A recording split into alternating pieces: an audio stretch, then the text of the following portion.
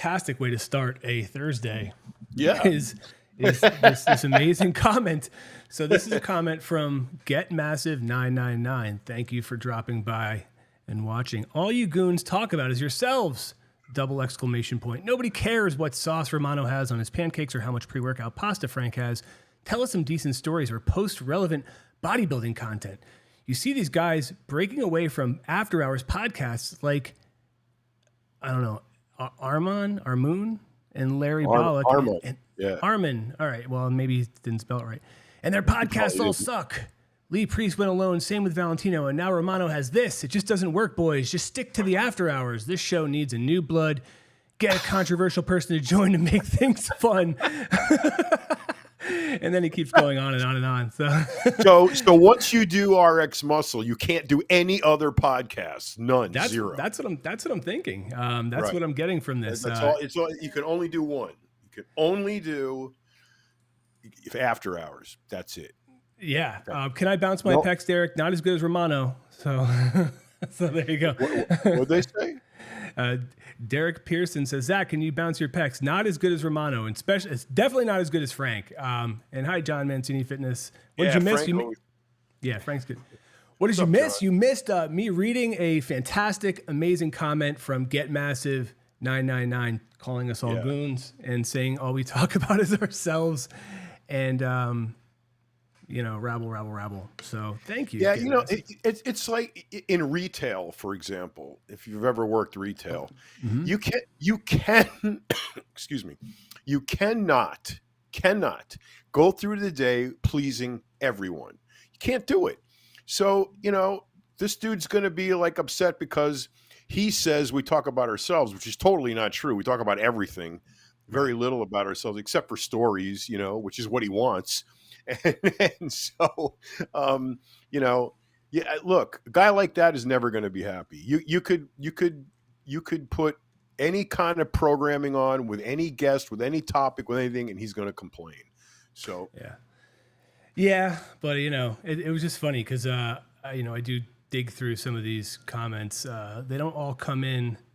There's probably a better way to filter them. I'm looking on this. Such as Derek Pearson wants to know if I use baby oil. Yeah, he's asked that question before. I guess baby oil for what? I mean, what?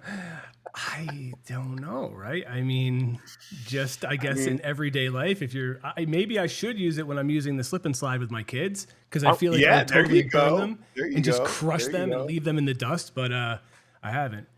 Hello. Yeah. How are you? I would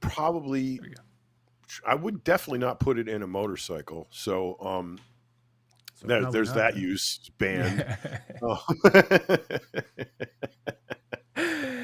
Oh man.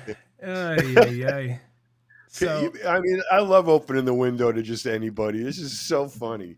I know. It's amazing. So the other thing is, I did talk to the folks at Spartan. I'm trying to get a handful of their content to start putting together more of the death race content that we're going to put out, and they've been super awesome about it.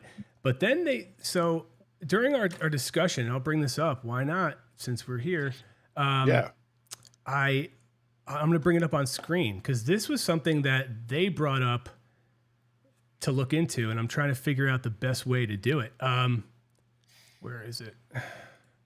So, okay, here it is. And I won't see some of the comments for a sec, so sorry about that. But so this is like what they call what is it called?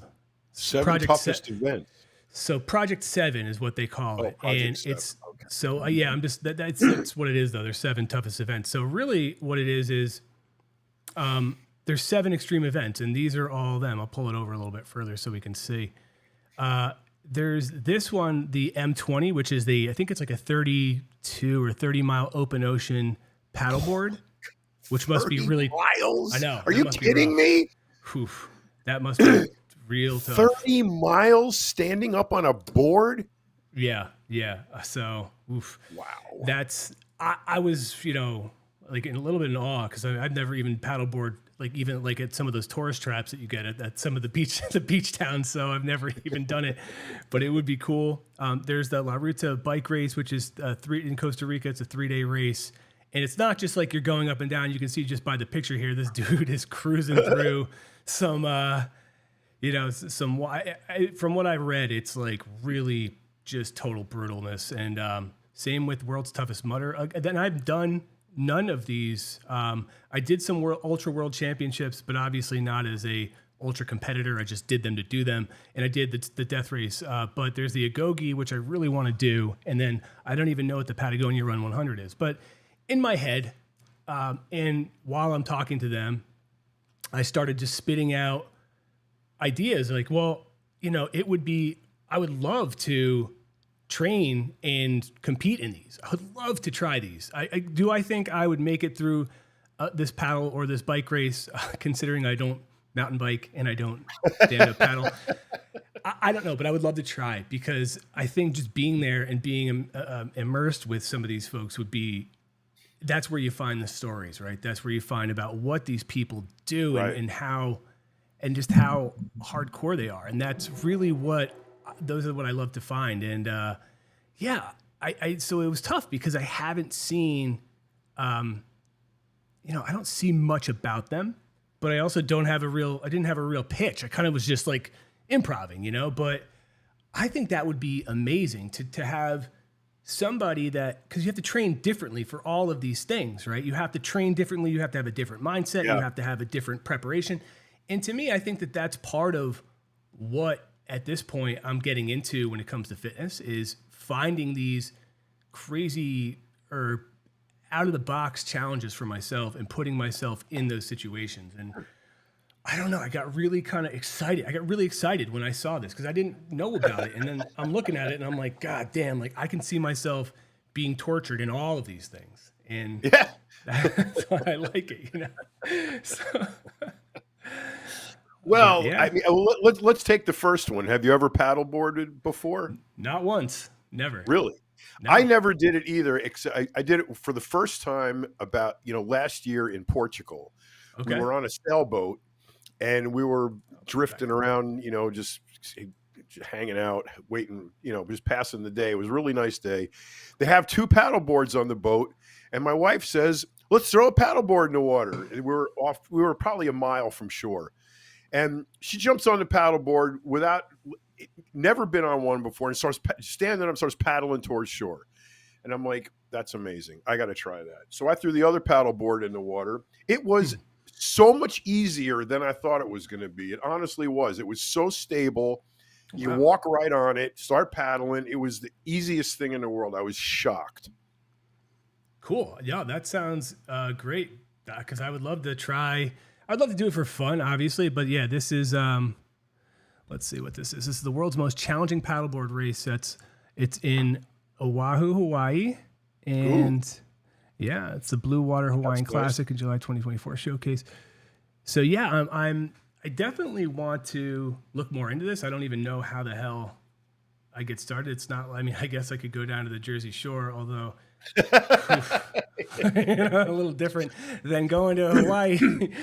And, but still it looks kind of cool. And some of these other ones, now that I'm here, screw it. Like this is, let's see, it's considered by many the world's toughest cycling event that pushes participants to conquer their limits. In addition, participants experience the most beautiful terrain that includes the original path of the famous Spanish conquistadors. All athletes must complete the championship to fulfill. Okay, so, I'm sure me bringing this stuff up, by the way, was probably like, I roll, like they're probably like, whatever, like this guy. But that's kind of why I would want to do it. Yeah, it would be kind of taking the warp zone of the cheat code because I'm in media. So I probably am I get a little bit more leeway. But it doesn't mean I wouldn't go balls to the wall and try to actually do this. I've been wanting to try this, the world's toughest mudder. I've heard it's really fun, specifically if you do it with a group. I've never done a tough mudder race in my life. So the interesting thing, I'm sorry, Zach. Go ahead. No, go ahead. I was just going to comment. The interesting thing about all of these is that they're not individual well, except for maybe biking and paddleboarding, but overall, the immersion is total. You're not specifically training one thing. You're not doing one exercise. You're not doing one event. You're Right. doing a whole bunch of shit that's ultimately extremely athletic. And how do you even train for something like Tough Mudder or any of the death race? You can't train for these things Well, you definitely can't train for death race, and that's what specifically. Joe DeSena was saying. Yeah, and he was saying about that's why he likes it a lot because, and that's why he really wanted to start doing it was because so many people get into this zone of okay, I know how to train. Here's what I'm going to do, and then there's no monkey wrenches. There's no improv thrown into it. You always kind of know what you're going to do. You know you're going to have X amount of obstacles. It's going to last X amount of time. So death race is the opposite. It's you don't know anything about what you're going to do. It's going to involve and people sometimes they think they're going to go in there and it's going to be this nonstop action filled ride, and it's not. It's a lot of times filled with very long slogs of work of boring shit, and that is to wear you down. Whereas if you're doing the world's toughest mudder, or you're doing a regular Spartan race, you know that every X amount of meters, you're going to run into another obstacle, whether you know what that obstacle is or not. I don't really know. Maybe they send it out or don't. I don't know. But that would be cool. I would love to try. I'd love to do this. I've heard from a handful of people that have done it that it's hard, but it's fun. And so yeah, there's that one. And what's the other ones? So this is the one I really wanted to go. So Agoge. So basically, what is it? It's from the savannah of Namibia to the something of Mongolia. Sorry, that's really small in here. And Iceland. So last year, Agoge headed to, I don't even know how to say that.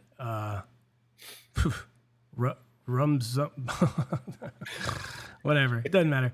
Athletes experience what life is like in Slovakia from more than 100 years ago and what it was like and all the hardships that it entailed. Truly unique tale of survival, navigation, shelter, village life, and feast and famine, cold and warmth. So basically, you kind of go and you immerse yourself and you live in a different culture and you live like they did, without a lot of the modern, technology and things that make everything so easy. So that is really what really interests me about that is just learning how people did things. And I love to compare that to how we have it now, because when you're doing that type of stuff, you're hunting and trapping and you're having to rely on yourself and most likely others to survive, right? Like they're not going to let you perish, but the idea is, you've seen, I'm sure people leave or quit or don't make it through because it's hard. And that's exactly why I would want to do it.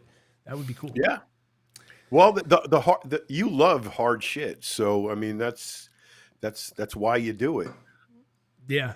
Right. It is. But the hard thing is a lot of these things are obviously better with, I don't know how many people can find a group or find people that do it with them, but that is one thing I learned at death races. That's why I latch on to as many people as I can, and I start to build relationships and start to talk, because being home alone, being there by yourself and feeling kind of alone when you're feeling down is really, it gets hard. Like you need somebody to help pick you up. Yeah, for Let's sure. see what this guy is. The What's Patagonia what's the last one? Let's get I can't see that totally. This is death race. Okay. So that's death race, and I'm already signed up for that. But what's this one? Yeah. This is okay. Patagonia. Consider the Patagonia 100. Consider the largest and most prestigious trail and ultra running festival of Latin America. The Patagonia Run has welcomed thousands of runners over the past. A total of 14,000. Oh, wait. Oh, that's the prize money. I don't care about that because I'm not podium. I'm not going to podium. Let's see. I'll ask you. Yeah, I guess it's just 100 miles. I'm guessing, but it's April 9th through the 13th, so I'm sure that takes a minute to get there. Wow. Yeah. Yeah, Patagonia's not down the street. No. And, you got to get there. So this must have just happened in July. This was the Ultra World Championships in July. It was in France, 50K Ultra. So yeah, I did 2 Ultra World Championships I did one in Iceland and one in Sweden. It was a 24-hour race, and I think it ended up being 60 something miles or 60 obstacles, and I forget how many miles. But I always did it when it was cold, and that was toughest part. But yeah, I don't know. When I saw this, I'm like, wow, this is talk Yeah, about this is having a goal. right up your alley. What's It the one is. to the left of Patagonia? Looks like a desert.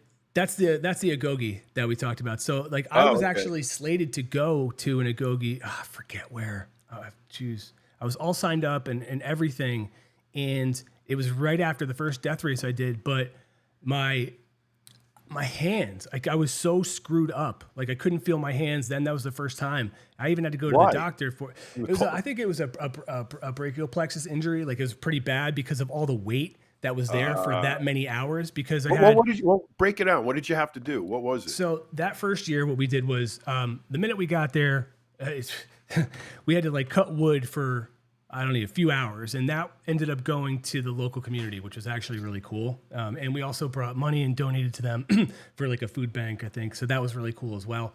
But then after that, we had to take our backpacks, and because I was unprepared, I had 30 extra pounds of rocks in my bag. So my bag probably weighed 70 pounds. I think I had a 60-pound sandbag on my back, and we were carrying a 500-pound arc. So it was What? Yeah, it was rough. It was tough, and So like all of you together are like, wait. so You without have us, you have on a 70-pound backpack full of rocks. You got a bag of 60-pound sand on your head, and you're helping to carry a 500-pound boat.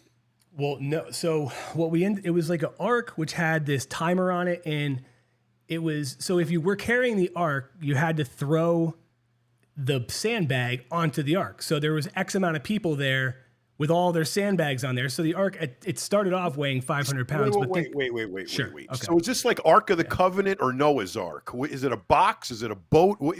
What exactly is the Ark? So it's like a box, we'll call it. Like it's almost like it's almost like you were gonna carry, like you're gonna put the king on your shoulders or something. The Lost Ark, the Ark of the Covenant. It's got two poles through it, and it's yeah. So we've got that. Okay. And then there was this big ass thing with a generator on there with a timer running, and it was a total clusterfuck. I mean, we were supposed to carry that through the woods, through the trip, and we didn't get anywhere because you got people trying to be alphas, like do this, everybody do. And then you have other people like, no, you should do this. So, and then you had me, deer in headlights, like, what am I doing here? Like, why am I here? I didn't say a word. But so yeah, after that, I kept switching on and off. I would be carrying the arc and then putting the thing, and then once we dropped it, we still had to carry our sandbags and our bags, and we hiked through the entire night. So probably from 11 till 6, 7 a.m. we were hiking, sometimes crawling, still having to pull everything, wearing your backpacks. And yeah, it got really bad because I didn't wear a backpack at all before I even went to this thing. So I wasn't used to it. And man, it was rough, dude. So afterwards, like it got to the point where I couldn't feel my hands, and it was longer than this one. This year I only had to endure a week, but it was a couple of weeks. Wow. And I had to go so bad I went to the doctor because I'm like, maybe I screwed something up in my shoulder that I had surgery on. And doctor is like, no. He's like, look, you could probably go, but if you're going to be doing the same thing or similar, this is just going to last for months. And I'm like, well, I got to work. Like I can't just not work. So I skipped out on it, not realizing that probably, figured I would be able to bounce back and do it again. And I have not yet been able to. So now are you camping, through this whole thing? The Agoge, I believe so. And it's, with Death Race, you just don't stop moving. So you're just consistently going. But with Agoge, I think you do. Like whether it's building a shelter or throwing up a tent or making a camp, you do that. And I think a lot of these other ones, I don't even know what you do I'm sure M20, I don't know where you're going to sleep, but like the paddleboard, but yeah, I guess. How long does that paddleboard thing take?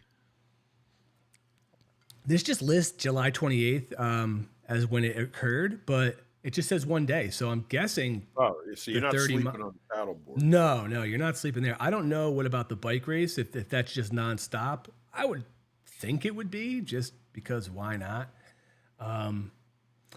So, and with the Ultra World Championships, the ones I did, I didn't, they have I don't know what they call it, I forget, but it's like there's an area which you can go in, a transition area they call it. So you can go in and change your clothes if you want and get something to eat. And a lot of people have a crew. I never really had one. So all I would do is the first year I did it in Sweden, I didn't stop at all. I just kept going. And they were like, I think you're the only person that did that. Like most people, they stopped. But I was like, because I didn't have a lot of clothes, I didn't have a lot of food. So I'm like, I'm just going to keep going until I can't go anymore. And, I did slip a few times on the ice. So my knees were pretty banged up and I had some pretty gnarly bruises and my knee started to blow up. So I did go in and I was nervous that I wasn't going to, be able to finish. But they said, no, because they have a chip that tracks you. And they're like, no, you hit it. You got it. And so you finished. So I finished it, yeah. So I finished both. All right. Yeah. Now, with all of these events you've done, these crazy things, what's your ratio of finishing to not finishing? The only thing I haven't finished is the death race. I finished everything else. Yeah. Really?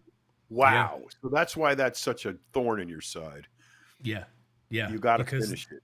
I do. And there's some piece missing that I need to put together. And what I'm doing now, like this week, I started to reach out to folks that going through all the media and the photos and the videos, I started to reach out to some of the people that are in them. And I want to kind of show them this stuff and have them talk about what they were thinking while it was going on and what their mindset is and why they keep doing these. There was one woman that she was the one, I think I showed you that egg video where she was puking up the egg.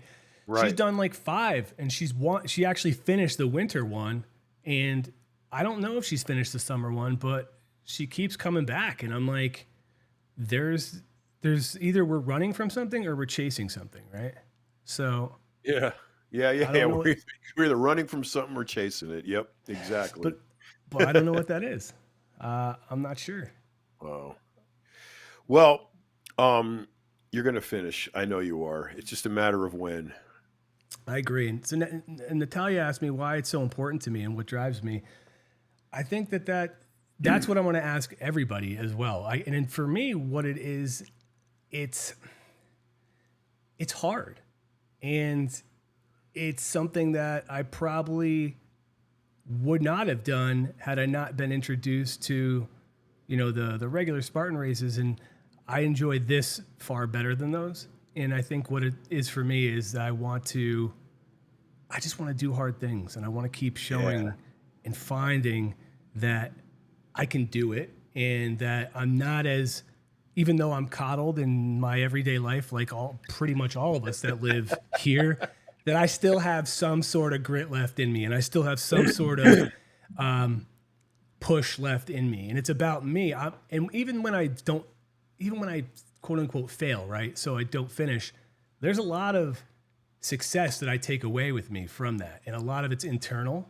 So what do you mean what's underneath it? What's underneath it is just, it's hard. And there's a reason that 50% of the people drop out. So 50%, say 100 and something people sign up, 50% always drop out. So that's why there's 50 people there. Right. Well, I told them I'd love to help get those numbers up because I find this to be an important event.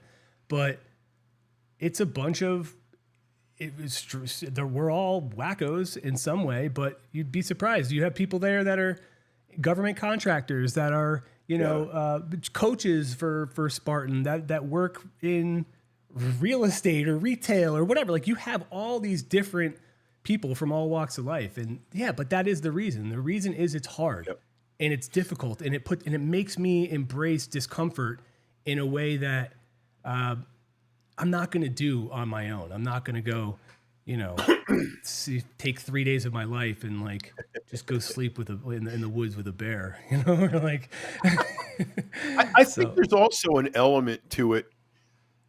There's a finish line. Okay. Right. Much of what we do, especially us, there's no finish line. We never get done, right. So everything is always constantly in flux.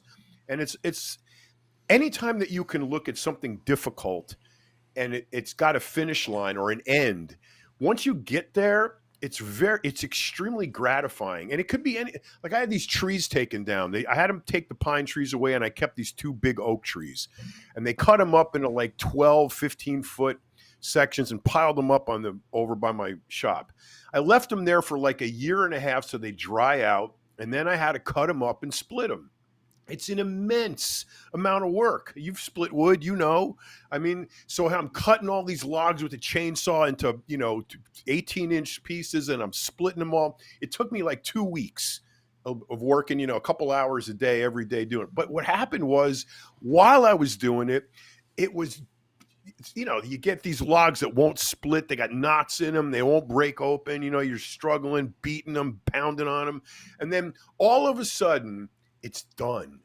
The pile is over here. That pile's gone. This pile's here, and it's done. And however hard it was, it's over. Finish line. I crossed the finish line. Exactly. And that feeling, it's like anything that we do that's actually hard, that's got to end. Once you get to that end, I think it's incredibly gratifying, unbelievably gratifying, which when you finish the death race, you're going to feel.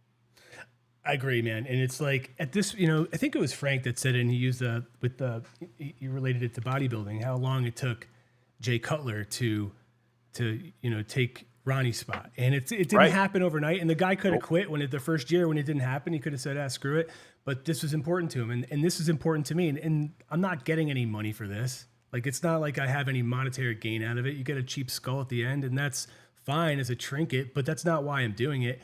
And the other thing is that was positive for me is that it made me train hard.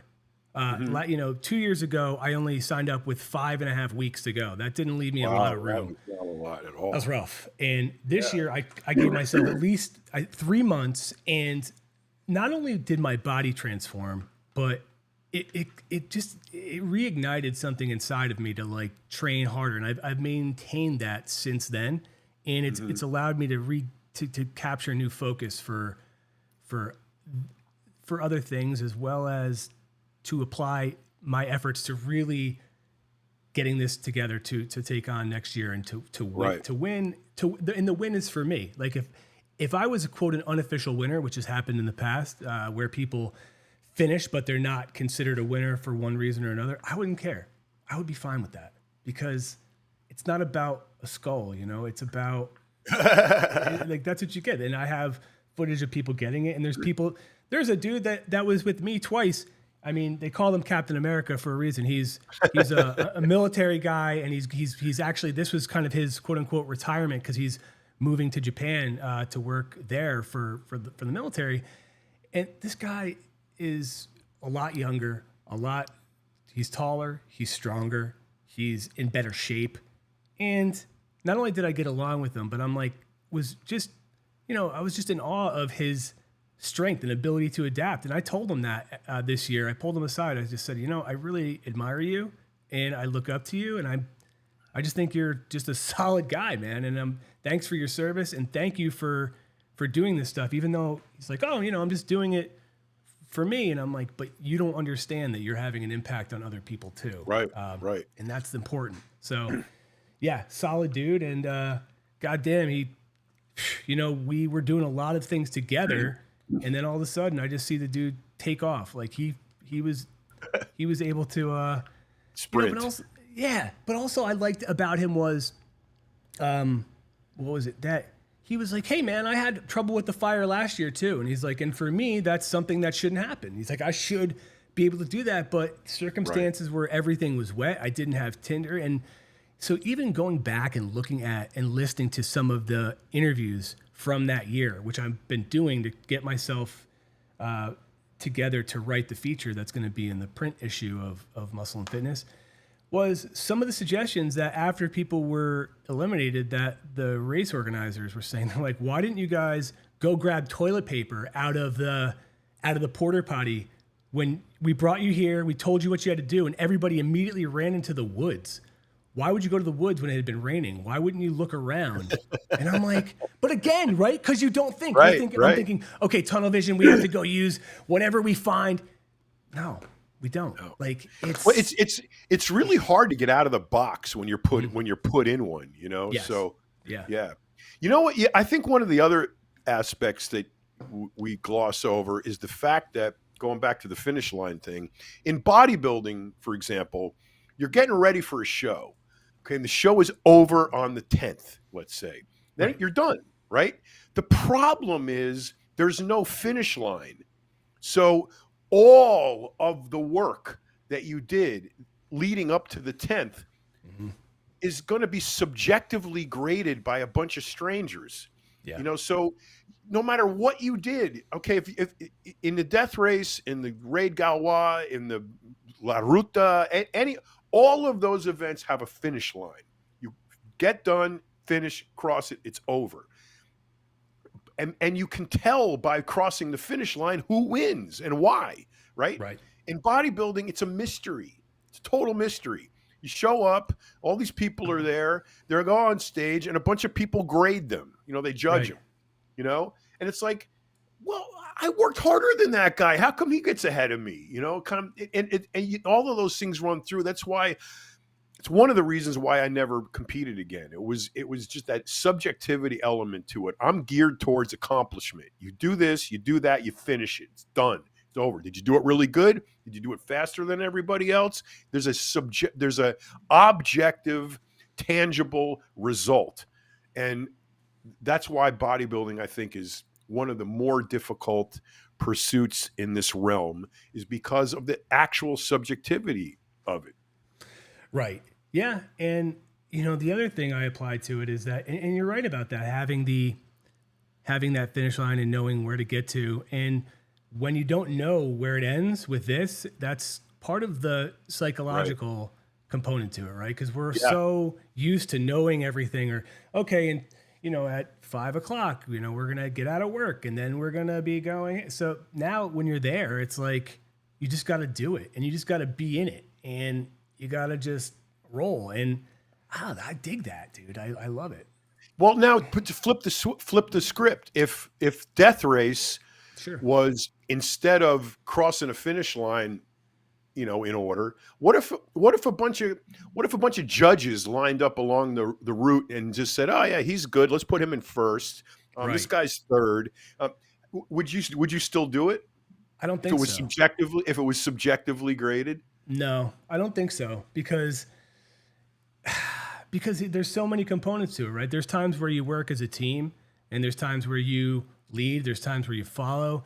And that is, I think, a critical piece to finishing, right? Like, it's not just like, I know Frank's like, I would cut and run, and I would be like popping people's rafts, and I'd be giving them flat tires and all that stuff. And He'd I be in would a not- cab after the third hour on his way back to the hotel. but I respect that. And but that's just not me. Like, I wouldn't do that. Like, there are times I'm realizing now where I do need to be more selfish. Like, one year, like when my buddy busted both his hamstrings, he popped both his hamstrings right before we started. And I told him, I said, I'm going to walk with you, and I don't care if I get eliminated. And he was like, no, like, that's not the event, man. He's like, go. And so it took a little bit, but I was like, you know what? You're right. Like, good luck. And I took off, and he was right. I had to be selfish there, and that's part of it. But yeah, that's the thing. Those judges would not be able to see that, right? They would just see, okay, well, I think that for some reasons they would keep me in only to make it more difficult, because it's a lot of the folks that are there. There's definitely some big people, some people that lift weights and are muscular, but a lot of them are, you can tell they're endurance athletes. They are, they're nimble. They're slim. And I mean, like, slim, but fit and strong, like they could fucking climb a rock, like a mountain, like no problem, like free climb it. Whereas I would be like one tiny inch at a time.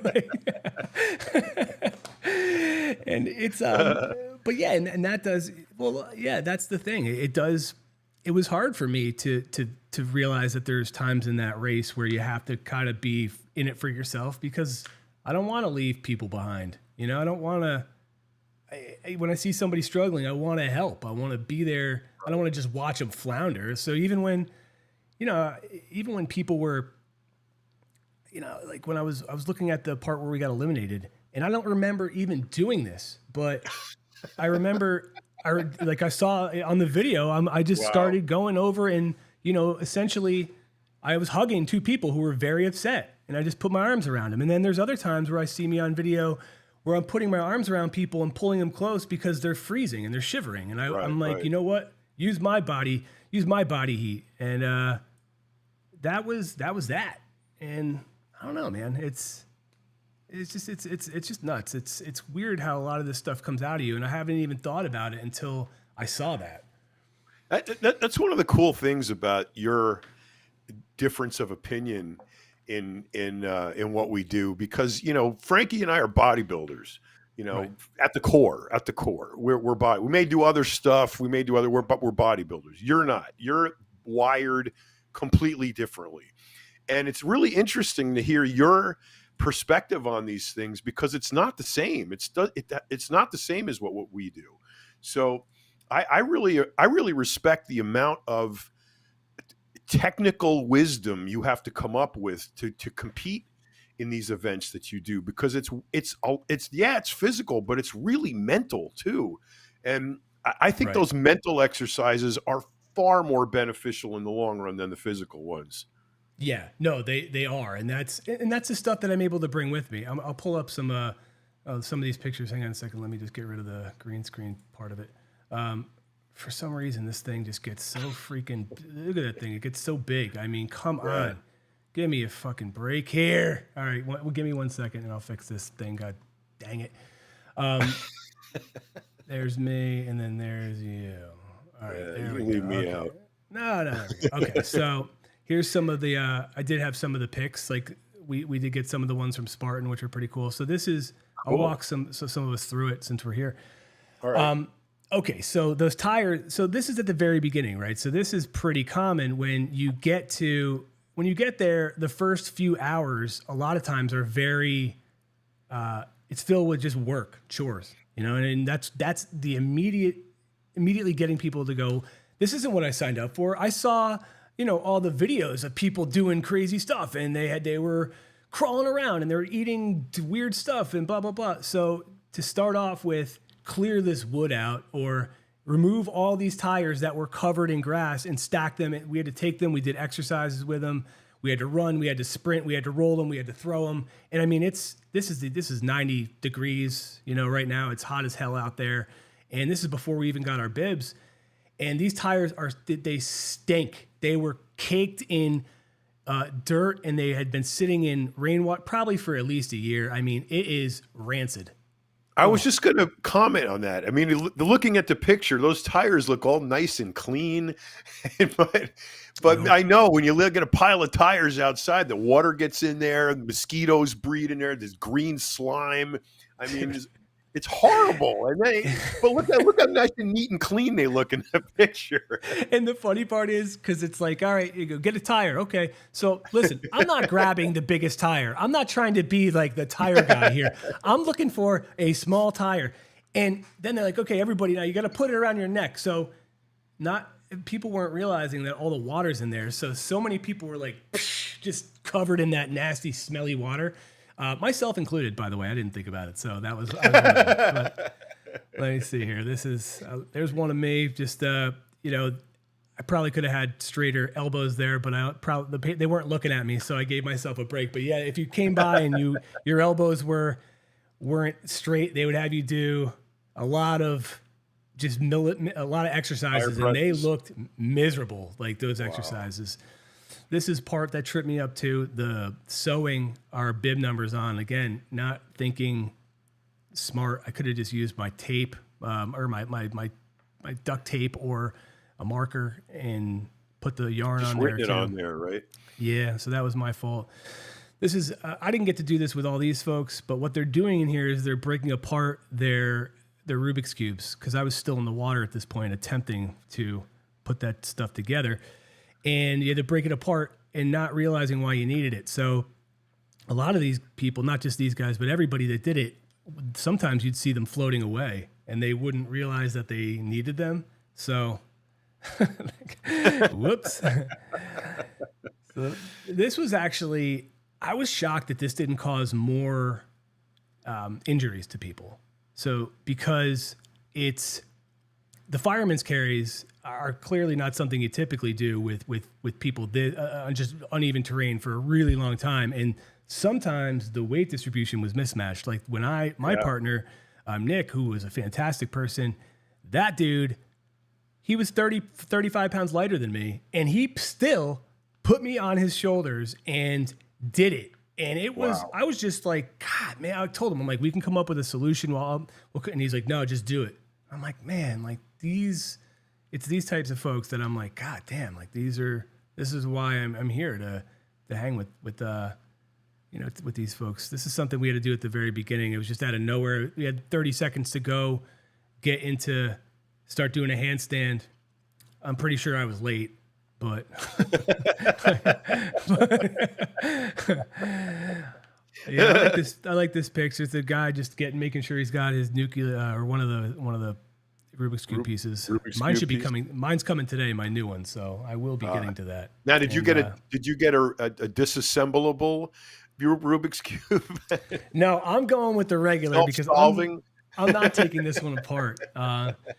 But this was probably, I'm glad I didn't have to do this. The wheelbarrow? If I had to do this, I would have been in serious trouble because, I mean, the pressure on the wrists was, because it was a long way. And I mean, you had to go up inclines, you had to go down down hills, you had to go on rocks. It was just it was rough. And I was dreading having to do it. Thankfully, I guess it was kind of randomized in that some of the things people had to do and got to skip. So not everybody had to do everything the same? Mm-mm. Some people had to do, so some people probably didn't do fireman's carries. Some people did wheelbarrows. I had to do low crawls and bear crawls. Some people had to do laps with the rocks in their shoes. And it was, you could see that. So how do they determine that? How was it just random? No, I think that they had on their, like they were keeping tabs on everything and what people were doing and how many times. And I think it just ended up being, okay, well, because some of this stuff just takes longer. Like this is wheelbarrow is going to take longer than say a fireman's carry. Cause I was sprinting. I was hustling, dude. So there was, you can only walk on your hands so fast before you have to stop and be like, cause there was a lot of people that, their wrists were starting to really flare up and give them problems. So I get that, but the wrist thing is always an issue for me because what happens is your hands go numb, fingers go numb. So it's like if I'm riding a motorcycle, if I'm riding one of my sport bikes, the riding position is forward. It's very aggressive. There's a lot of weight on your wrists. And that, man, after just a half an hour, this tingling in you're going like this all the time. I could just imagine, hours and hours, days of doing this wrist-centric stuff would be so annoyingly painful and tingly. My hand, did you get that sensation? Yeah, I did. But I also, because the first year I had to crawl so much, and then they did that I think it was 8 or 11 hour barbed wire crawl. I didn't get to do that, sadly. 11 hours? Yeah, it was a Guinness World Record. Of crawling under barbed wire? Yeah, and holy shit! And then, but here was the funny part. No, I guess it's not funny. There's a funny part to that. One of the things. So as things were wrapping up, and they were like, "Look, I think that more people lasted than they expected." So they had to do one more lap where people like essentially sprinted, and I mean like crawled as fast as they could, and X amount of people got to go forward, and the others got cut. But that's what people started getting. Their hair caught, their skin, like, you'd see people just bleeding, just getting absolutely mangled. And but that was it. It was funny because after all that time, you'd think, wow, like there's nothing left. But man, people would just absolutely find it in them and just tear it up. But yeah, like this is one of the trees that fell that people were cutting. I didn't have to cut or chop wood this time. I had to just kind of grab it and stack it, but thank God, because I saw people out of the gate sweating their asses off because they're sitting there hacking away, they're getting pushed to get this thing done. And God, I didn't want to do that. Are they using saws or axes? Both. So, Wow. yeah, so there's hand saws. Some people were using hand saws, some people using axes. But the other thing is, and they did stress safety, but there are people that were, not having the sheath on their axe. And it's like, I'm not going anywhere near you. But like, good luck, because I'm staying back here. Like, I may not be like like the woodsman of the group, but I do know don't go near the axe blade with your face. No, that's a no-no. I just thought this was a That cool looks picture. relaxing. You're just Yeah, floating around. yeah, he's getting his Rubik's cube done, whereas this guy not so much. This guy had to do blindfolded exercises, so they would have them do everything from whether it was burpees or reverse lunges to air squats to anything really. And doing it with the blindfold was funny because it added just another element of you had to you see people Yeah. wobbling and and not Orientation. and it was after Balance. Yeah. 25, 26 hours, and especially doing it, I think sometimes was it 500 each. It was a lot. So it was like not easy. So you'd see people kind of, disoriented, and there's a dude he took the Tabasco sauce, not me, but good for him. That's actually that guy Nick. Did you have to do the hot sauce one? I did the clam You juice. did the clam juice. Yeah. Wow. Wow. But yeah, there was this guy did the clam juice too. He's not so thrilled. A bottle of clam juice is kind of gross. Yeah, there's I did find an amazing vomit video that they had. I'm just curious if it was the clam juice or the Tabasco sauce, but boy, it was a pile. It was a lot. I'm going to interview this woman. Her name's Kelly. She's really cool, and man, she was hardcore, but boy, she was having trouble with those eggs, man. So I'm gonna talk all about that. But she was struggling, and It's a beautiful property, though. It is. And the funny thing is that there's a wedding like the day after, so they had to clean up all the vomit really quickly. Like projectile vomiting. Yeah. I just saw that. Like whoops. But Oh my God. so yeah, this is a good picture too. They caught this guy just getting that egg right out. Like Oh, I was hoping there would be one of me doing this, because it was really common to get it down and then just come right back up. And what I don't think anybody comprehends is that you could eat probably much more easily down a bottle of cold clam juice than a 95-degree bottle of clam juice. You know what I mean? It's when that shit is warm, it's grosser, isn't it? Oh yeah, no, especially the egg, because the egg was in a plastic container, so I could smell it before I bit it, and then when I bit it, like this scent, I can't even explain it, but it was like it would make anybody retch. Yeah, it's that chicken smell. Yeah, It was just like immediately that, and then as soon as the warm, like everything hit me, again, the first time I made because everybody was staring at me, I made myself do it, and it was difficult. And the next two times I did my best, but I was far more willing to let it go, because I just couldn't. I lost it, but I tried. Oh, God, it's so disgusting. It was rancid, dude. I want to know. I want to know how this guy sits around and thinks this shit up. I mean, you got to be a little bit twisted to come up with this stuff. Maybe a lot twisted. Well, yeah, there's also the woman that's taken over, her name is Andy Hardy. She's also hardcore. I really want to have a conversation about what she's done. Even this weekend, she recently just did 2 back-to-back events that were just, I was like, because I spoke to her about it, she's awesome, and I want to talk to her, but she's part of this as well. And there's other folks that chime in that have been doing this, I guess, for the past 19 or so years. So there's some that are just on the let's punish these folks and let's see what they can withstand. I think she's more of the endurance and make it have a meaning type of a thing. So it is a hybrid of both, but I don't know how they come up with it. That's a good question. Wow. Maybe there's some drugs involved. I don't know. He did one year offer me some hallucinogenic tea, but because I ate, he was like, "Oh, you already ate." He's like, "Yeah, then it won't really work." So Right. I was like, "Oh, I would have done it at that point." But yeah, that's like where I had the egg. And so what happened was my right here started to cramp, and I mean, like, and I didn't want to bite the egg, so I was basically just like massaging or punching or doing anything.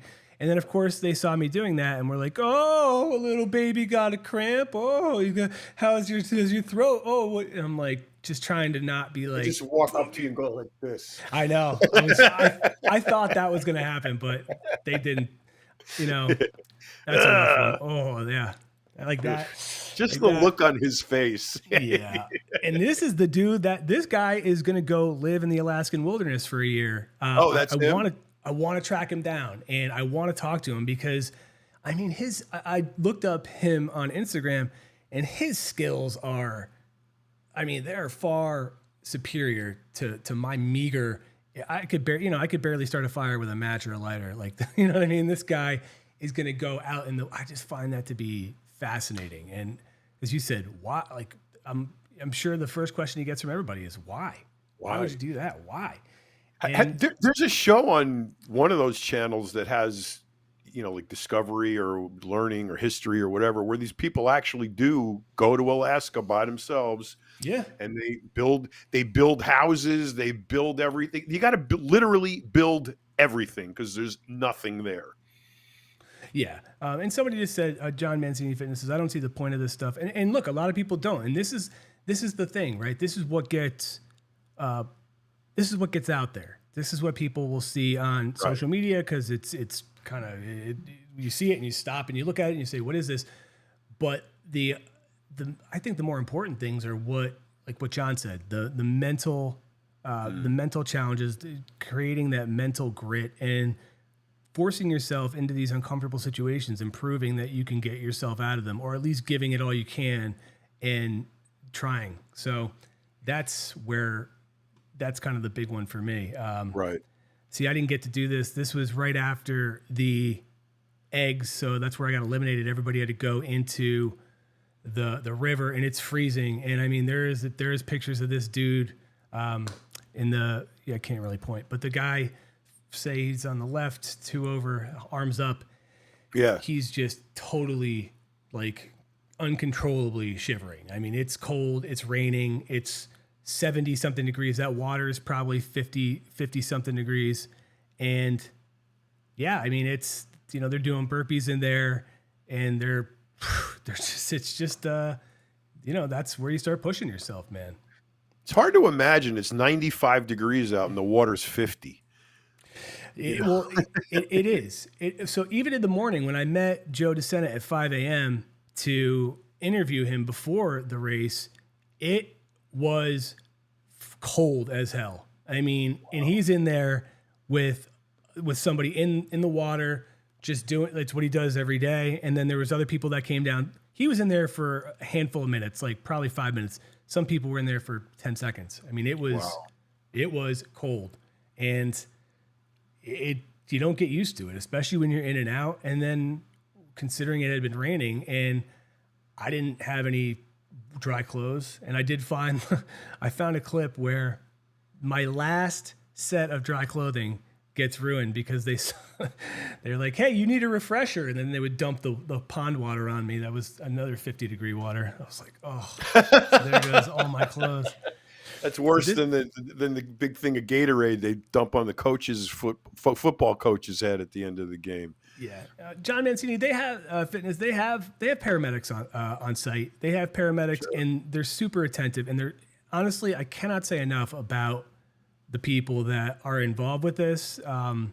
Even especially outside of their characters, they're really nice folks. And when I say in character, the goal is to get people to quit. Doesn't matter if you're their best friend. Doesn't matter if they're your relative. Their goal is to do their job. It is to get in your head, to get you to quit, to get you to give up your bib. And God, they are really, really good at that.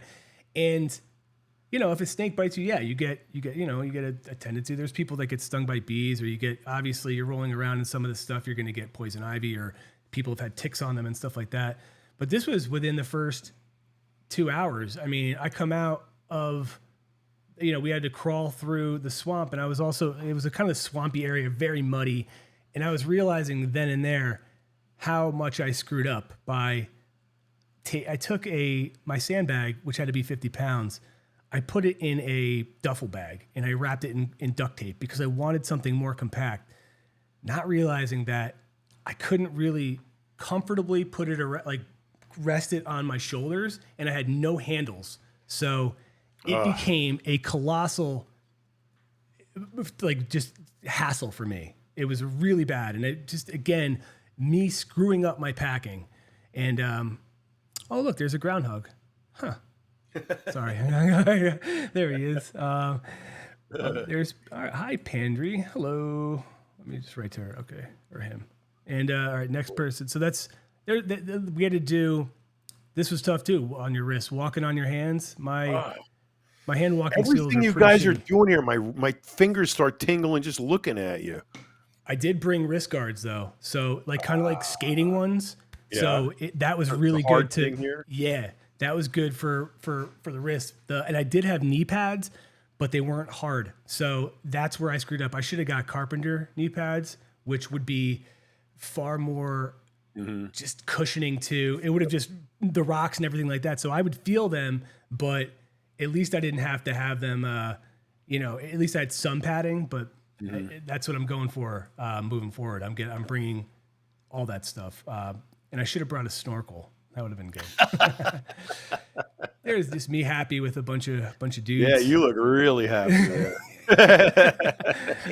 I mean, this is probably 34 hours in, and there he is. The guy on the far right is the Captain America. His name is Gordon, but such an awesome guy, and man, is he tough as nails. So.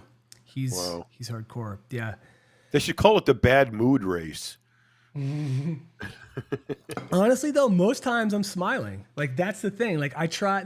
You'll catch me not, but Jack, you've shown 50 pictures here. I have not seen one person smiling. Well, that's because we're in the thick of it. But you have to. There's times where I'm like, this sucks so bad, and I have to smile because that at least has an impact on you psychologically. Even if you're not really happy, it does make you feel happy, I think.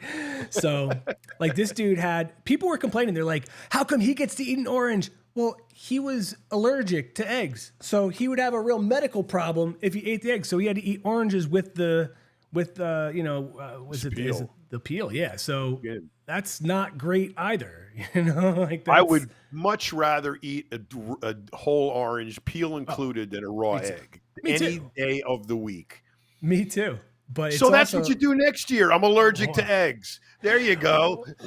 So I did find this clip from 2 years ago where we had to eat the family size beans, and one woman was just not into it at all. Could not do it. And she did the first one, and then she said, "Look, I'll do anything. Let me swap." So they gave her a raw onion, and this thing looked like it was the size of a softball, and she had to eat the whole raw onion, and she did it, and she was like, "This is so much better." I'm like, "Oh, I know." Wow. Yeah, there. I'm happy. You can't see me smiling. No, that's an egg in your mouth. Those are not teeth. Right. That's it. Yeah. Oof, there you go. There's a smiling face. That's happy. That's happiness. That's happiness written all over her face. That is how we all felt. Let me see here. Look at that. I was one of the only ones who could get a couple of feet, but then I also got hurt because I fell forward too hard and would smack my back up. Oh, this is if you broke your egg and had to do burpees, don't worry, because Don would be there spraying you in the face with water. Yeah. So in case, especially when people would go change their clothes to be dry, because you're allowed at certain points to go. Most people had bins. I didn't have one because I didn't know we could, because I'm just unprepared like always. So once they would change their clothes, that's what happened. You go spray them in the face, and there was that. Make them wet again. Yeah. And then, are you praying here? What are you doing? I think I'm just stopping, trying to figure out how the hell I'm going to do this. But yeah, those are just kind of a handful of the ones that we picked out. And I'm going through some of the the other ones as well. So yeah, I don't know. And I'm pretty sure that they gave me, I think I told you this Tuesday, an extra coupon or discount. So if to get somebody, else there, so that if anybody wants to come, I think we should set something up. Maybe I just don't want somebody that's going to say, I'll do it, and then not, Right. like, I would love it if somebody actually was down and wanted to show up and wanted to do it. And I don't know, I'd love to do that. It would be cool to have, I really want some folks that are very gym based to do it, because whether they would or not, I don't know, but that would be cool, to have that perspective, to have a newbie come out. I even thought about trying to get some, I hate saying the word influencers, but that's exactly what, and I talked to Joe at the very beginning about the death race versus alpha male boot camps. And he was like, he's like, this is fucking hard. It's like, this is harder than that. He's like, to spend 15 grand. He's like, this shit's free, man. You can do it. But he's like, come here and do it with people that are like-minded. It's just like, and just see what happens. And that'd be the cool. like-minded part about it is, I think, would be the difficult thing. Where do you get enough sadomasochists to join up together? I think their goal is, I think 50 something people signed up or showed up. I think 100 plus signed up. So people are paying the money and not caring that they lose it. I would love to be, a small piece of that puzzle of getting some folks that are in this audience to kind of expand their horizons. And if it's not doing this, maybe they have a team-based one that is called the Hurricane Heat. Hurricane Heat is very, it's opposite in that the race directors are there to encourage you and there to help you if you need it to get through in terms of the team challenges. So I can see it being great and fun if it's with people that you enjoy being with. But the other thing is, it's like, I just don't want to do it with a bunch of a-holes, and who knows? Right. I guess that's like what you roll the dice with, Yep. You never know. Pretty cool, man. Yeah. I don't know. But that's why when I saw that Project 7 thing, I'm like, God damn, like that's right up your alley. It's so cool. And I would love to try it. I would love to see, where I stand and to really, but the truth is also dissect them and try to train specifically for each one. And we have a platform here where we could talk to people that are. You just unplugged your mic. I'm getting a new cord today, by the way. Ugh, I hate this thing. But, again, I'm sure you have to train the paddleboard. In the open ocean, I'm sure it's challenging. I don't know how to do it. So that would be a different set of, not even just skills, but like just, I would have to work on stuff or at least volume on stuff I don't normally do. Right. So, wow. Yeah, it'd be cool. Pretty amazing. So switching to gear, I'm very happy about this. So I want to share it with you. Let's do it. We talk about a lot of stuff on this show and give a lot of advice, answer a lot of questions, and we never know where it goes from there, right? Mm-hmm. So I walk into the gym last night, and there's these two kids. Like I said, there's a lot of kids in my gym now. And these two kids, they're like 16, 17 years old. They've been asking me a ton of questions. I always help them. I always help them figure shit out and whatever. And remember the show? Couple shows ago, I went off on some rant and I said, you should only be doing 5 exercises if you're young and just starting out. Bench presses, weighted pull-ups, deadlifts, squats, and bench presses. That's it. Do those for 5 years. Right. So these guys come up to me yesterday. They're usually asking me questions like stupid shit, like, cable kickbacks for your, try stupid exercises they shouldn't be doing. Right. So I go in there last night and they're doing squats. And I just didn't say anything. I walked out. I was doing calves. I was doing legs too. And then one of them comes over to me and says, John, we're doing squats. I go, yeah, I can see that. He goes, but that's all we're doing. I go, great. He goes, well, that's what you said, right? I go, when? He goes, on your podcast. And I go, you watched my podcast? That's awesome. So we have a victory. We have a small victory. We have two guys who That's have great. moved from doing esoteric, stupid exercises to actually listening to us and you, me, and Frank, and doing, the basic shit. I was so happy when I saw that. I felt like, wow, I actually made a difference. Dude, and they're going to see a difference and they're going to notice a difference. I mean, far faster than if they were doing some of those, like you said, some of the kickbacks or whatever. One-legged, isolateral Right. hamstring curls. Like, oh, what the fuck are you doing?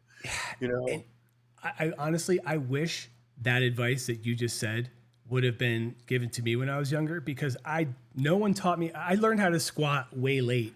So I didn't really know how to do it. It scared me in terms of I could see people doing it, but when I did it, it didn't feel right, and I had no one to Right. teach me. So I did a lot of leg extensions and leg curls and stuff like that. But for sports and what I really needed it for, that wasn't really what I needed to generate more strength and to give me more power for explosiveness and stuff like that.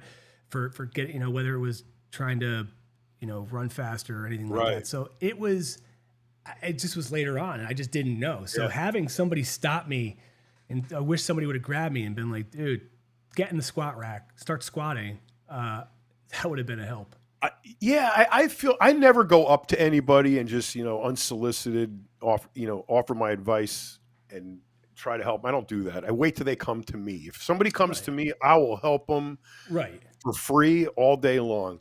And the older I get, there becomes a point where I realize I can't do that shit anymore, or whatever I'm happening to look at. But you can. So, the last couple times I volunteer. I told you I volunteer at the youth center over Mhm. here, and the last two times I went, I left feeling really, really good, because I know that I put these kids through something that helped them, and whether they tell me or not, I can tell the next time I go, because they're doing what I told them to do, you know. So I think that's a trade off there. As you get older and you can't do shit, if you start helping other people, I think that sense of accomplishment carries through, because I don't think I have felt as good in my whole career as when I've done things that made a difference for people, like getting people to lose weight, getting people to win a show, getting people to pass a block or plateau, or overcome an injury. So that has felt way better to me than any of the money that I've ever made doing this. And like I said, last night when that kid came up to me and said, "See, we're doing squats," and I Yeah. was like, that's great, dude. I'm like really happy, and it really made a difference. It made me feel good, you know.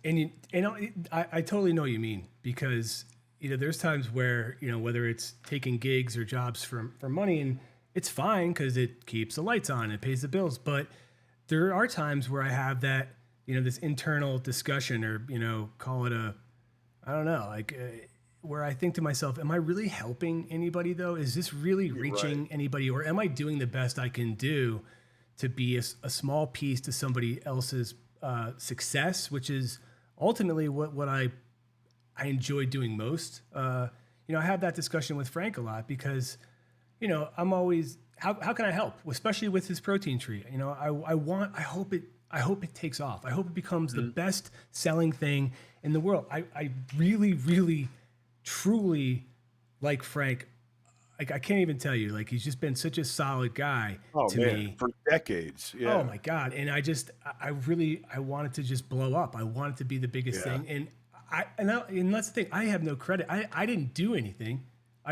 All I want to do is help be be somebody that helps get it out there. And, that's, I don't know. I get it, man. So that's cool. And it feels good when you feel like, or that you're making an impact. right, right. I mean, getting paid for it isn't terrible either, but, but it's But good see, to see that's the it. thing. It's always money is the motivator. Because somebody asks you for help, you see dollar signs, right? And everybody does. I mean, that's what you do. You're a personal trainer, you're a coach, Sure. you're a guru, whatever. People are coming to you for your expertise, and they're paying you for it. And I Right. guess, I've been paid a lot for my expertise in certain things. Still, however much money I've made, and then sometimes I made, like ridiculous money for what it was, it never felt as good as making no money, as seeing two kids actually listening to me and deriving benefit from it. That was, I don't know, it just hit me really hard last night when I saw it, when after I left the gym and saw them doing that. It was like a aha moment, like, wow, it's not the money, it really Yeah. isn't. And there is it's like I see guys in the gym training, and I think back to myself. The other guy was benching 315 the other day, and I remember benching 315, and I look at it now and I think, if I unracked 315, the bones in my forearms would snap, you know. I feel So, that way too. Yeah. and there's Straight now. and there's a dreadful feeling that washes over you. Feel washed up, used up, old, done, you know.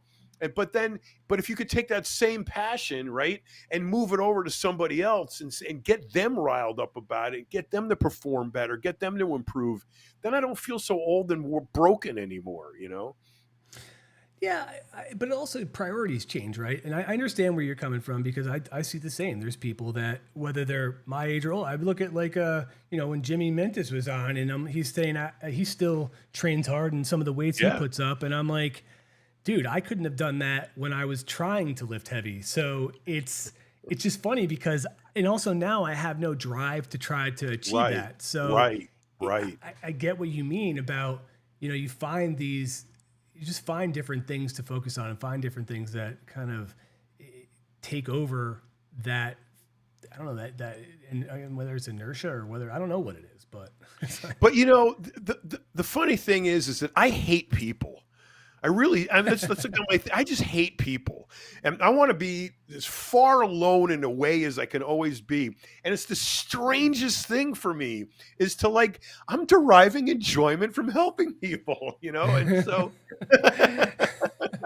what's wrong with me? Is this even Oh, me? what's the matter with This me? is- I'm not living up to my image. You're like, you got kind of like, it's funny because those kids, like, kind of gave you, like, this feeling, and then you were like, what is this? What am I Wait, smiling? What is this smile? Oh, like, stop it. Ooh. Oh man. It's like, what's this running out of my eye? My eye is broken. It's leaking.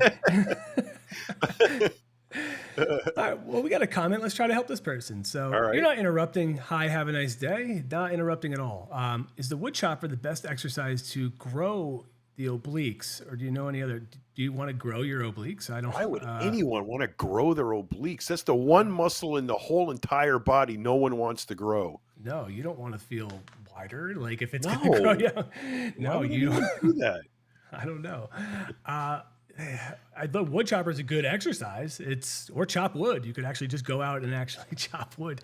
But I guess it's like, what are you trying to do, right? I mean, most people that I know, if they're not competing in strongman competitions, are either trying to get a V taper, where they want their upper portions to have width, and then as you get to the waist, it gets slimmer. Small. Right. Yeah, like is that what you meant? I don't know. Help school us a little bit. You want the V taper, then you definitely don't. There you go. If you want a V taper, the last thing you want to work is your obliques. Yeah, you don't want to grow those. Yeah, no, you want to be you want to have them surgically removed, is what you want to do.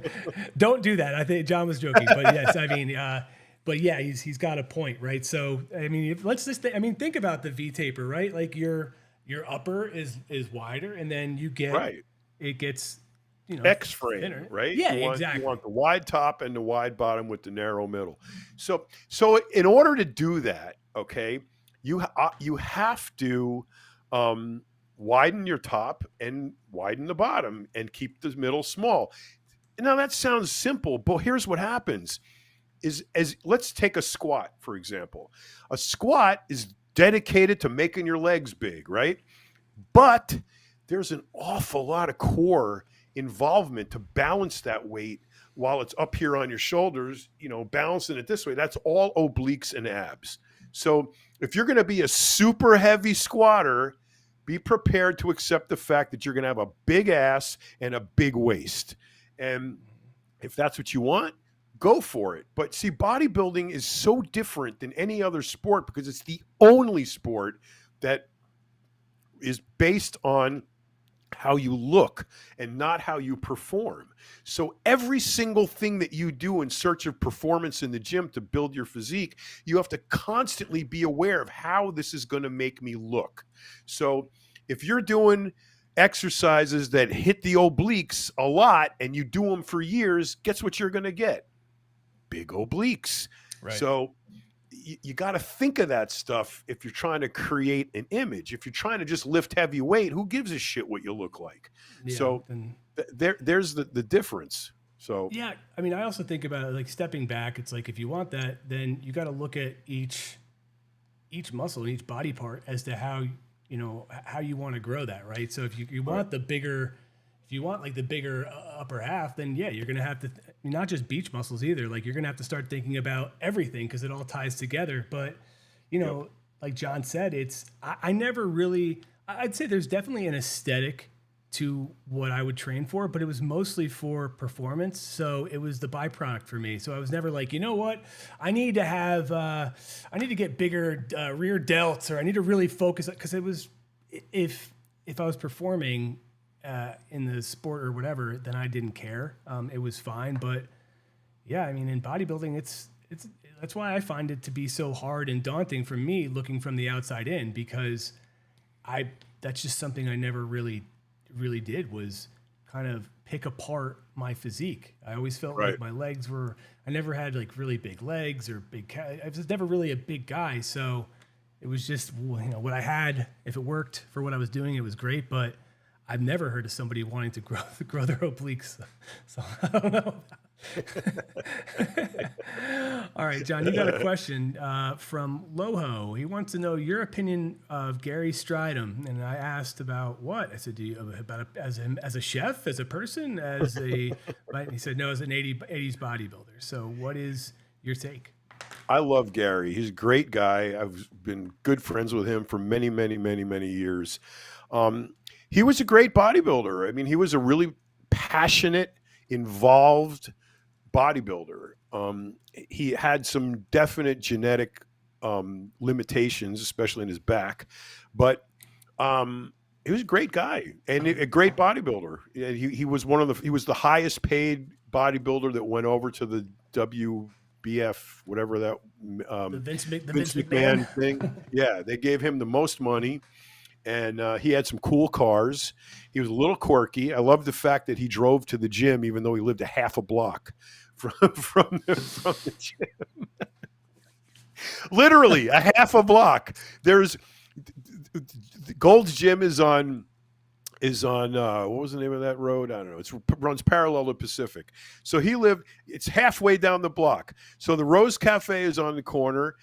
You go down half the block and you're at Gold's Gym. Across the street from the Rose Cafe is the building Gary lived in. So it was literally half a block, and he drove. Not only did he drive, but he pulled up front. He waited for a parking spot, like Flex Wheeler and those guys. So that is so funny, because I would just, when I lived in LA, I would just bike everywhere. I biked everywhere. And I pretty much, bicycle was my main form of transportation, really. Oh my God. I rarely took my car. If I didn't have to take my car for a week, it would be awesome, because driving in and around those areas is misery. So yeah, misery. It was terrible. And sometimes there would be so many bikes, you'd have trouble, especially toward the beach, finding a place to lock it up. Those times it's go to the beach, and I would just I'd go, whether it was to run, to walk, or whatever. I'd be like, geez, I can't even go where I want to go. It's rough. When in Venice, if you ride your bike anywhere and lock it up, you got to take the front wheel off. You got to put it next to the back wheel. You got to weave that cable in and out of all of the because they'll steal it in 2 seconds. Oh yeah, those were just a deterrent, because there's so many people that could. I've had friends of mine there that had their bikes taken from their backyards or their porches. Yep. And I mean, I was shocked mine did not get stolen. It wasn't like a good one though. Corky asked, did you guys meet your significant others in the fitness industry? Yep. I guess I did. My wife when I started working at Flex Magazine, that was the first job I had as a staff writer. She was working at Muscle. At the time, they were two separate, magazines, and she was working for Muscle. We were in the Weider offices in Woodland Hills, and honestly, I didn't really feel like I connected to anybody in that office, and I was miserable. And she was like the one person that would actually like entertain any of my horrible jokes and my dumb comments. So that was yeah, but it took a while. We were, but it took a while. Then we started to date, and then I left and went into a different job. But yeah, it was cool. Cool. Yeah, my wife approached me on Facebook actually, Oh wow.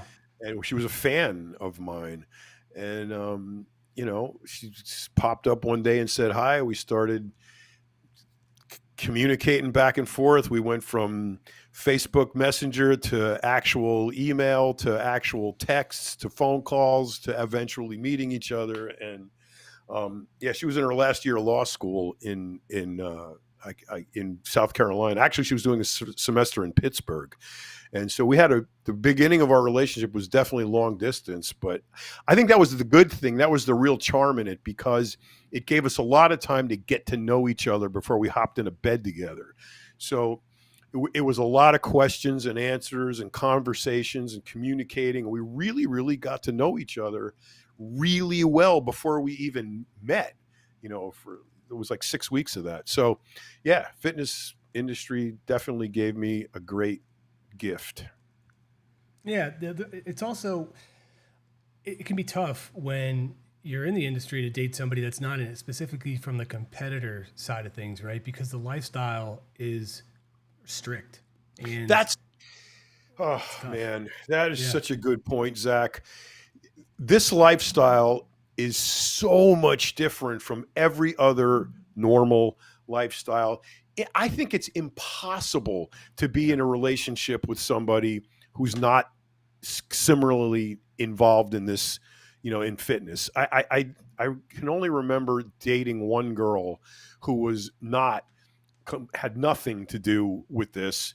And I remember getting food poisoning one night, and I was throwing up and it was pretty sick. And then, subsided, and I woke up at 6 o'clock in the morning to go meet Chuck Perez and go train. And my alarm goes off. I wake up. She goes, "Where are you going?" I go, "I'm going to the gym." She goes, "But you're sick." I go, "I was sick 4 hours ago. I'm not sick now." But that mentality, it was an eye opener. It blew me away. Like, with this, I will never get along with this person because we do not share the same mindset. And I think I broke up with her the next day.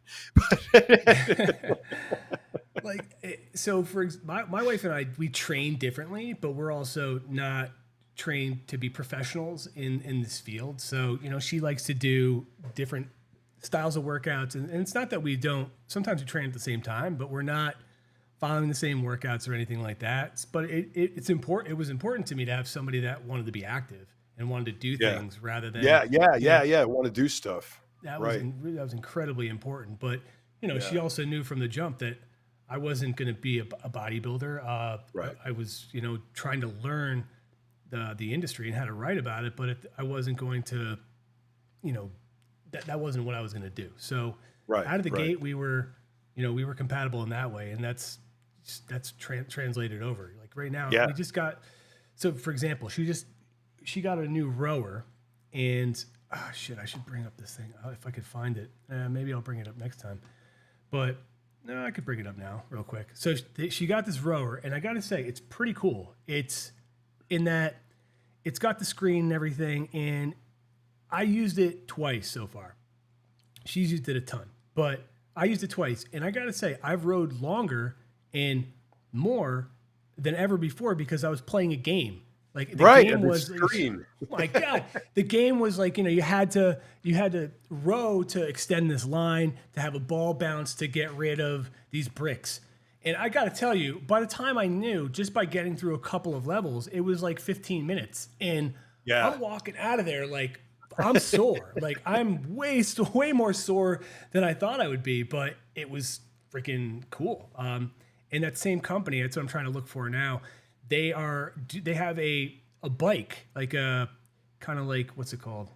Like a Stationary spin bike? Yeah, Spin yeah. bike. They've got one of those, and it's pretty cool looking, dude. Like we have a bike and I never really use it, but if it were like that, I think I would, for sure. So I'm trying to find this thing. Golly. It's Now in Gold's Gym back in the day, they had. If this reminds me of remember when the very first video game was Pong? You know, it was like ping yes, pong. that was it. Yeah. So how primitive that was, you know, compared to now. Yes. So the first rowers in the gym, they had the screen, right? So what the game on the screen was, they had a pacer and they had you. And you had to keep up with the dude. You could pass him or he could pass you, you know, but that was the whole game, was keeping up with the pacer. That stupid little feature made that rower go by like half an hour would go by like that, because you're trying to keep up with the dude, you know? Yes. Or he would pass you, you'd pass him, and it became a competition, you know? But it was literally as primitive as Pong, you know? So John Mancini Fitness. Cool. This is the bike. So this is the bike. They just put out some. They just sent me a couple pics and some info on it. But this is the same company, Averon, and I guess it's got to be a competitor to Hydro. But again, I'd be willing to test this out. And I told them that because I was so into the rower, and there's a fly in here. Oh God. Oh, that drives me crazy. But yeah, this thing looks really, really cool. And after, again, somebody I'm not into rowing a lot. I don't row a ton. But after I was able to do that, and there's also, there's other things you can do on it. There's guided workouts, there's things like that. But that was an easy way for me to switch things up and do something different for 15 minutes, and it didn't stop me from doing any other cardio. I'm still wearing my ruck, I'm still doing my sprints, I'm doing my rec, but it was something different. And I gotta say, I was sweating my ass off, and it made me think, well, you know what, I haven't used that stationary bike in forever, because there's just nothing to, like, I'm using the Aerodyne bike instead. But I would absolutely try this thing. I would 100% give this a shot. And I'd say check out those rowers. They have some smaller ones that, and that's the one I got, was a smaller one for the footprint, because I don't have a lot of room in here, and I'm going to move some stuff out, but totally worth it. And I got rid of the Concept 2 I think I had a while ago. I just wasn't using it. It was taking up space. I was bored with it, and this rower's changed it. Now that's not the Peloton concept, is it? Where the screen, you got classes, other people, you're racing them. Is it that, or is it what does the screen show you? No, I mean, maybe you can. I don't know. Like, I'm not interested in that personally. Me neither. I'm not interested in racing other people. For me, it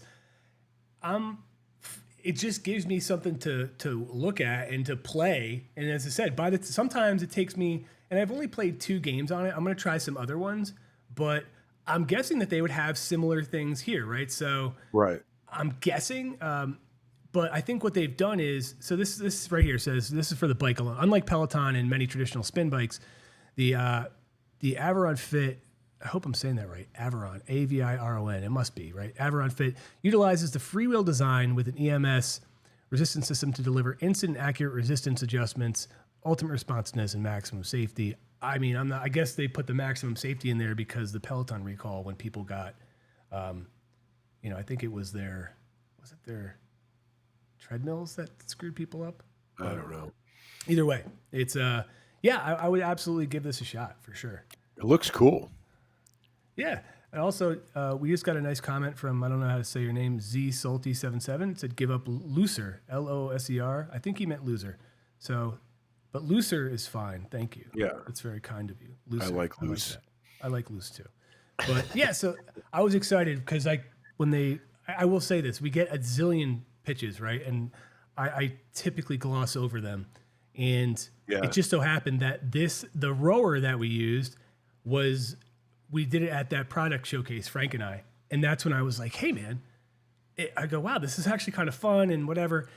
And then they said, look, we want you to try this one. It's perfect for a home gym. And I did. And again, I was still like on the fence. But then afterward, I'm like, damn, like I know rowing is good for you. And I know there's benefit to it. I just don't do it a lot because I always found it boring. So if gamifying it in this way can help make it more fun and add some variety into what I'm doing, even if it's a few days a week, I would do it. The way I look at it, Zach, is most cardio is leg centric. So you're either biking, treadmilling, climbing, walking, it's all legs. So anytime something comes around that's not legs, that's cardio centric, such as a rower, I'm all over that because I want alternatives. That's why I train a lot of circuits instead of cardio. It's because my legs are just, they're too big. There's nothing I want to do to my legs to make them any better. I want them, if anything, smaller.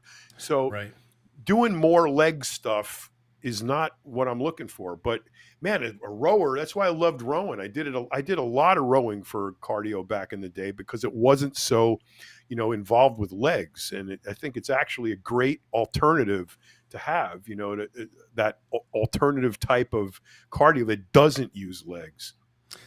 Well, that's why I like that climber, like the VersaClimber. Yeah, VersaClimber.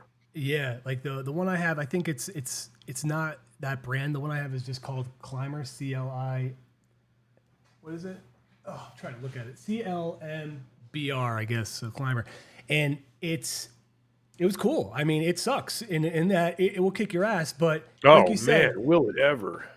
And that's also another reason why, sometimes cardio gets sacrificed, because if I'm doing things that are already leg centric within my workout, there's times where I'm just like, man, I don't want to run more. I don't want to bike. I don't want to just be, putting my legs under more stress. There's times where I want it to be more, just everything more involved. And that's what, battle ropes is a good one too, but they're bulky. I don't have the room here. But I would definitely try it. Tire flips, but again, I have to do that outside. So the weather is going to be, in the seasons are going to be what does that. The ski machine, the ski erg. It's funny because I'm cutting these clips too, by the way, from when we went to New York Strength Club. Frank and I went there when we talked to the owner, Kenny Santucci. He runs this event or expo or whatever called Strong New York, and it's really cool. We're going to go there. But this is his gym, and it's in Manhattan. It's a condensed space. So he has to be very cognizant of things that deliver bang for your buck, right? So he's got he's got a lot of folding racks in there, and he's got a lot of really, really great stuff. But he has a bunch of ski ergs, and I talked to him about that. I'm like, why this instead of, say, a rower? And he's like, people are more engaged with this too. Like it's something to change it up. It's like, it's a lot of the same benefits in some ways. It's like, but some people just prefer to be standing up and pulling it down. And I love a ski erg. It definitely is one of those things that hurts after you do it a long time, but anything that can add fun to cardio for me, or just a variety, I'm all for it. I'm the best piece of cardio equipment ever invented was this thing at Gold's called the tread wall.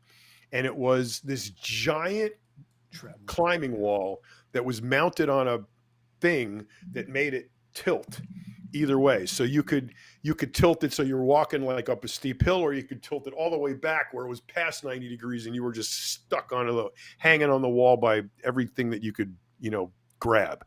And it was like a big belt, and the handholds would just go around like a treadmill, right? So you'd be climbing on this thing. You could climb endlessly for hours, and it looks. Is it this one? Yeah. Yes. This thing? Yes. That. Yep. It moves. It goes around like a treadmill, and you can adjust it. Like I said, you can adjust the angle. You can change the handholds. I used to actually leave work. I worked construction. I left my construction job. I could not wait to get to the gym to do cardio on the tread wall. That's how much I loved it. The thing broke and they never replaced it. But man, that is the best cardio ever. And it's fun. It's exciting. It's challenging. It never gets boring. It's the coolest thing ever.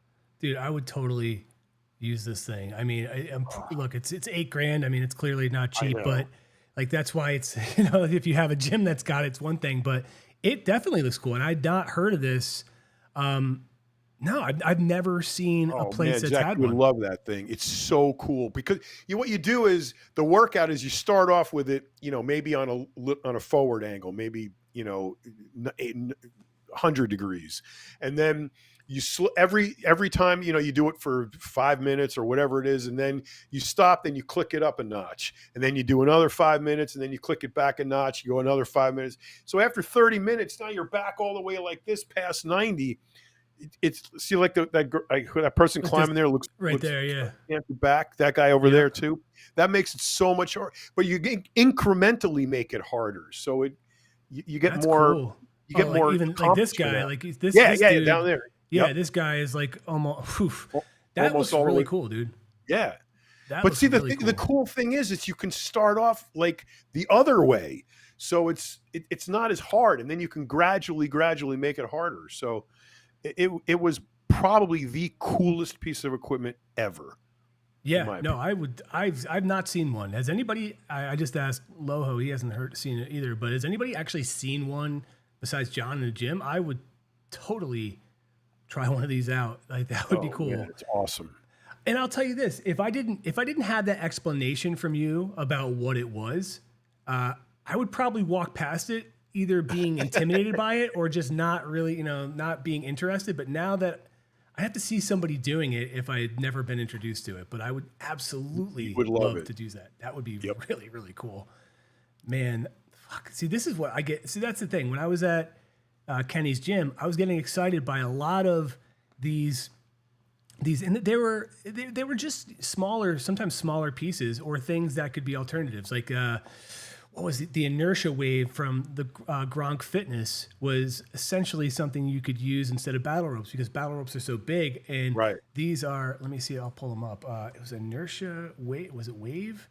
God, was it wave? Yeah, this is it. So, okay, cool. Let's see here. Pull it back up. So essentially, this dude, no, get out of here, inertia wave. So I think it's kind of like a more compact version of doing battle ropes, which is nice because again, I've done battle ropes. I dig battle ropes, but I know looks nothing. elastic. Yeah, it definitely was. It was, and they were pretty short, and I thought they looked just like bands. And I didn't. Oh, that fly! God, yeah, We're starting to reveal our passions here. I know this is. Yeah, it's like that fly is getting in the middle of me trying to. But I was an avid rock climber, apart from the gym. So did not know that. Here you go. Here's a shot of me. Oh, You can't see. there he is. Right, you right in that butt crack. Yeah, I see you in there. Right in the crack. Crack jamming. It's called crack jamming. You stick your hand in the crack, and yeah, it's so much fun. But yeah, no, I did a lot of that. And when the guy I climbed with, he goes, "You got to see this thing they just got at Gold's," and man, that was it. Zach, you'd be all over that thing. Yeah, I would, man. And like, there was other stuff like here. I'll throw it in. These here. rope, this elastic band thing looks cool too. Yeah, so people have probably heard. Not so it's funny. I put in monkey feet, and then of course it shows me actual monkey feet. Like, does anybody see these? Like, I saw them there. I'd heard of them, but it's kind of like you strap. So what you do is you strap the weight down, and it's puts a dumbbell in your heel. Yeah, so I guess you could do. I'd never heard of it, but again, I'm thinking for small spaces, right? I think for small spaces, and it's not necessarily something I need, but would I use it? Yeah, because I don't do now. I haven't done leg extensions in a long, or even curls, or I just haven't because I don't have that equipment available. Or you could just get a bench and a dumbbell and lay down on the bench face down and put the dumbbell between your 2 feet and do curls with it. You could do that. I've done that. I've definitely done that, just not as much. But I don't know. I guess I'm appreciative. I don't know how much these things cost. Let's see, $80. See that? $80. Yeah. So is it per? So it's 80%. Okay. So like the pair would Probably be for a pair. okay, right? $150, right? Yeah. So it's $150 for each pair. Oh wow. But yeah, I don't know necessarily that I would buy it, but I enjoyed seeing it. I enjoyed, understanding what it's used for and what people are using it for, because there was a bunch of other stuff like that. Like also, remember the bar that Frank, that we showed you for that circle bar with. Yeah. So just from Instagram, he put that up there, and I just said, hey, does anybody know this? There's a few brands that have hit us up, saying, hey, check this out. It doesn't have the attachment for the cables, which is fine. That wasn't even a deal breaker for me. No, I don't really care about. I use my my cambered bar for pull downs now because it has that. I don't need anything else, but just for curls alone, weather would be really cool. So they're definitely out there. I don't know what they have a specific name, but listen, we'll see if anybody wants to throw it out there, and we'll test it and give it a shot. Screw it. Cool. Yeah. Well, by the way, we've gone for an hour and 40, just me and you. It's time to pee. Yes. All right. Well, listen. Well, I want to thanks everybody for the comments. Even the person that called us loosers. Loosers. Because we're John loose. We're too loose. We like being Frank loose. isn't hiding. Frank had to take care of some things today. He'll be back. But a couple of losers you had today. Two losers. Lucky us. Two loose guys. Two loose guys who know how to spell. Yeah, exactly. Oh no, look at that. Oh no, what happened? They're gone. God, no. Why does it do this to me? Help.